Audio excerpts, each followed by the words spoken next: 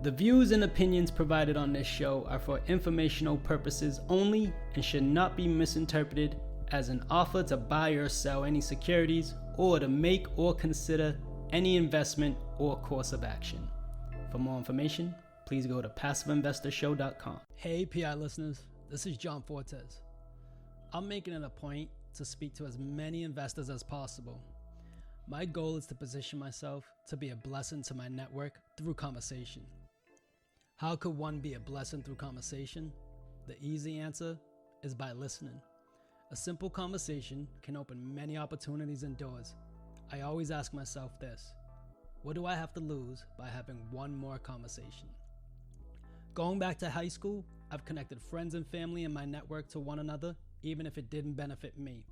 And I continue those same principles and practices. Why? Because it's the right thing to do. If I can't help you, I probably know someone or something that can probably solve your problem. I'd love for you to become a part of that network. Go to www.johnfortes.com, create your investor profile, and schedule a call. How can I best serve you through conversation? In the words of Clarence the Angel from It's a Wonderful Life, no man is a failure who has friends.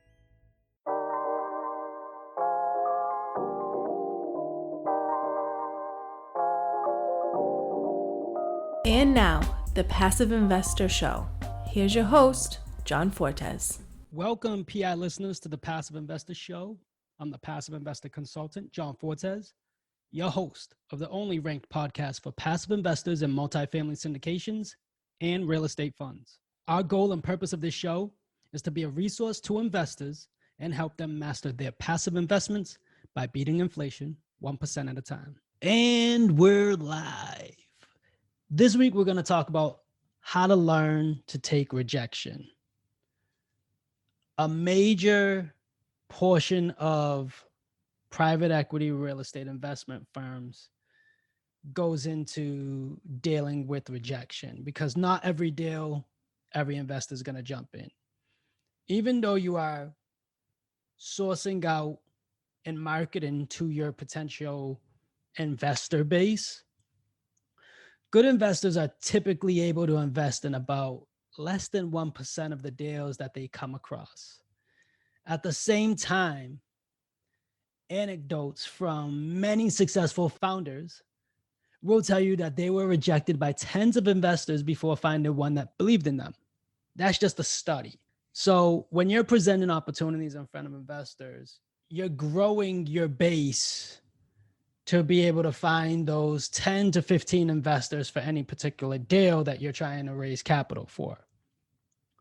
So your database has to be about 50 investors for 10. So take rejection from an investor in a professional manner and don't aerate them with immediate follow-ups. Sustained radio silence from an investor despite well-spaced pings by you is a rejection.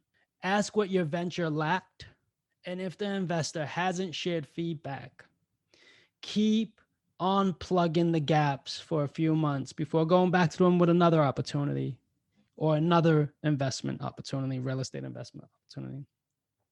And keep your chances alive by nurturing those relationships, by remaining cordial. Don't overreact. Don't delete investors. Don't not follow up. Always improve what you're trying to do because those investors may potentially invest with you in the future. It's just you have to build more of a rapport with them, or you have to come with them with the right opportunity at the right time. So that is how you work through rejection as you're presenting opportunities in front of investors. Don't forget to download your free copy of the investment tracker. It allows you to track up to 5 investments, compare sponsors, markets, and most importantly, projected versus actual returns. To get your copy, go to www.projectedreturns.com. PI listeners, thank you for listening.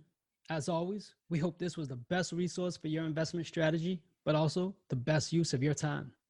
Remember, if this episode helps you, you can help us by leaving a review on iTunes. I hope you feel compelled enough to share it with someone you think this would resonate with as well. As much as it pains us to leave you, but you know what time it is. Time to go put this into practice. Till the next time we meet, happy investing. PI listeners, I'm grateful for your time and I appreciate you for listening. It would mean the world to me if you went to iTunes and left a rating and written review. Let me know how you feel about the show. It really makes a big difference with getting the podcast out there. Don't forget about our Facebook group, where all of our guests are members of. I'll be there to answer any of your questions, or even questions you might have for future guests. Subscribe so you can get the latest episodes and our fan favorite quick hitters. Finally, I want to keep you updated, so head over to johnfortes.com and sign up for the newsletter.